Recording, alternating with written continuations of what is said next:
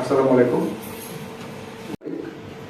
রাত 11:30-এর দিকে আমরা এরকম একটা তথ্য পাই যে কোতোয়ালি থানাধীন চরশিদ্দা এলাকায় সরকারবাড়ি টেকের মাথা কালভার্টের পাশে যে ধান জমি আছে সেই জমিতে একটি অজ্ঞাতনামা যুবকের একটি লাশ পড়ে আছে।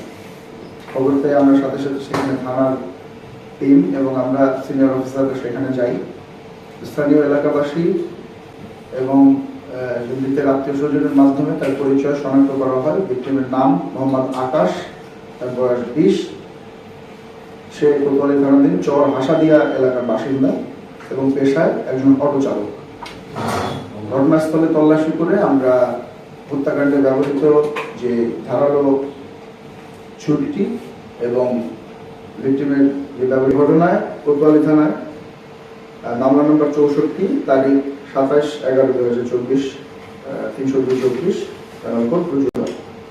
মামলা রুজু হওয়ার পর থেকেই আমাদের জেলা গোয়েন্দা শাখার একটা চৌকস দল এই মামলার রহস্য উদ্ঘাটন, আসামি গ্রেপ্তার এবং যে চোরাই অটো সেটি উদ্ধারের জন্য কাজ শুরু করে। এক পর্যায়ে গত 29 নভেম্বর 2024 অর্থাৎ ঘটনার 72 ঘন্টার মধ্যেই ঢাকা মহানগরীর খিলগাঁও গার্লস স্কুলের পেছনে একটি বস্তি থেকে এই দেওয়া তথ্যের ভিত্তিতে হত্যাকাণ্ডের জড়িত মূল যে আসামি মোহাম্মদ মিলন, তার বয়স 20, তাকে খিলগাঁওয়ের আরেকটি বস্তি থেকে গ্রেপ্তার করা হয়। এরপর আসামিদেরকে জিজ্ঞাসাবাদে প্রাপ্ত তথ্যের ভিত্তিতে ময়মনসিংহের ভালুকায় জামিদিয়া মাস্টারবাড়ি এলাকা থেকে যে চোরাই অটোটি সেটি আমরা উদ্ধার করতে সক্ষম হই। আসামিদেরকে প্রাথমিক জিজ্ঞাসাবাদে জানা যায় যে প্রায় 2-2.5 মাস আগে ফেসবুকে পরিচিত একটি মেয়ের সাথে সম্পর্ককে কেন্দ্র করে এই দুজনের মধ্যে অর্থাৎ ভিকটিম আকাশ এবং আসামি মিলনের মধ্যে দ্বন্দ্ব এবং হাতাহাতি হয়।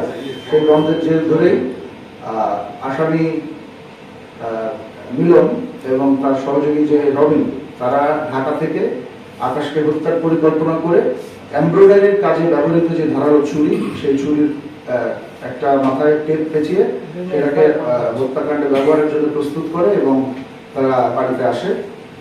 ঘটনার দিন সন্ধ্যা অনুমান 6:30 ঘটিকায় আসামি মিলন ভিকটিমকে ফোন করে তার কাছে ডেকে নিয়ে যায়। এরপর তারা পরামগঞ্জ, বড়চর বিভিন্ন এলাকায় আকাশের অটোতে একসাথে সবাই ঘুরতে থাকে।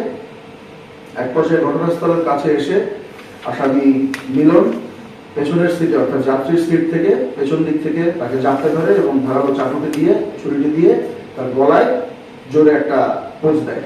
পোঁচ দিয়ে সাথে সাথেই ওই এক পোঁচেই আসামি জবাই হয়ে যায় এবং মৃতদেহ সেখানে ঢলে পড়ে। পরবর্তীতে তারা তার মৃতদেহটি প্রথমে রাস্তায় এবং পরে রাস্তা থেকে পার্শ্ববর্তী যে ধান ক্ষেত সেখানে ফেলে রেখে অটো নিয়ে তারা